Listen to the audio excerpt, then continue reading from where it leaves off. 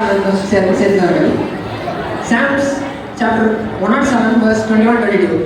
Let them give thanks to the Lord for his unfailing love and his miraculous wonders among mankind. Let them sacrifice thanks offering as to tell his words and sing them with the songs of joy. He has written the song naturally to give thanks to our God.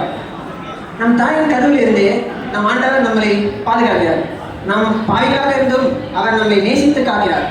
சூழ்நிலைகள் எப்படி மாறினாலும் அவர் நம்மோடு கூட இருக்கார். அதனால் எப்பொழுதுமே நாம் அவருக்கு நன்றி சொல்ல கடமைப்பட்டவர்களாக இருக்கிறோம்.